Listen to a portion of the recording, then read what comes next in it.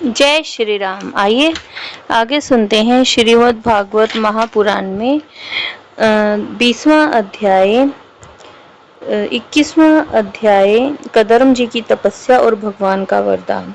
विदुर जी ने पूछा, भगवान स्वयं मनु का वंश बड़ा आदरणीय माना गया है, उसमें प्रजा की वृद्धि हुई थी, आप मुझे उसकी कथा सुनाइए। ब्राह्मण, आपने कहा था कि स्वयंभू मनु के पुत्र प्रियव्रत और उत्तानपाद ने 7 द्वीपों वाली पृथ्वी का धर्म पूर्वक पालन किया था और उनकी पुत्री जो देवहूति नाम से विख्यात थी, कदर्म प्रजापति को ब्याही गई थी। देवहूति योग के लक्षण यमादि से संपन्न थी।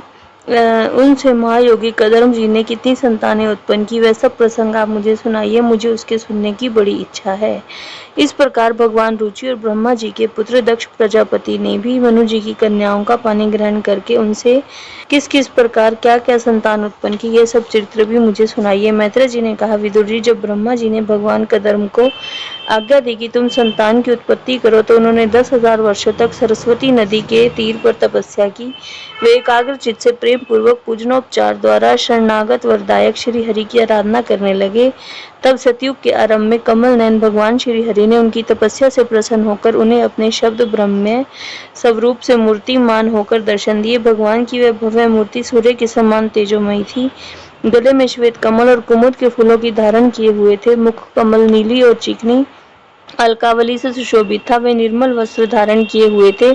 सिर पर झिलमिलाता हुआ स्वर्णमय मुकुट, कानों में जगमगाते हुए कुंडल और कर कमलों में शंख चक्र गदा आदि आयुध विराजमान थे। उनके एक हाथ में क्रीड़ा के लिए श्वेत कमल सुशोभित था। प्रभु की मधुर मुस्कान भरी चितवन चित्त को चुराई लेती थी। उनके चरण कमल गरुड़ जी के कंधों पर विराजमान थे तथा कंठ में कौस्तुभ मणि सुशोभित थी। प्रभु की साकार स्थिर मनोहर मूर्ति का दर्शन करके कदर्म जी को बड़ा हर्ष हुआ, मानो उनकी सारी कामनाएं पूर्ण हो गई। उन्होंने सानंद हृदय से पृथ्वी पर सिर टेककर भगवान को साष्टांग प्रणाम किया और फिर प्रेम प्रवण चित्त से हाथ जोड़कर सुमधुर वाणी से उनकी स्तुति करने लगे।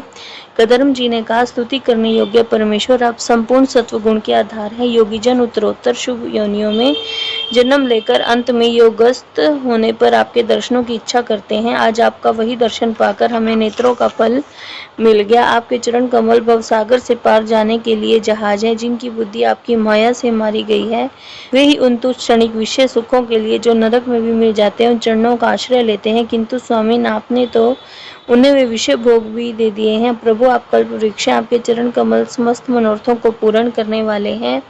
मेरा हृदय काम कलुषित है। मैं भी अपने अनुरूप स्वभाव वाली और ग्रस्त धर्म के पालन में सहायक शीलवती कन्या से विवाह करने के लिए आपके चरण कमलों की शरण में आया हूँ। सर्वेश्वर, आप संपूर्ण लोगों के अधिपति हैं। नाना प्रकार की कामनाओं में फंसा हुआ यह लोक जब आपकी वेद वाणी रूप डोरी में बंधा है, धर्म मूर्ति उसी का अनुगमन करता हुआ मैं भी काल रूप आपको आज्ञा पालन रूप पूजो उपहार आदि समर्पित करता हूँ।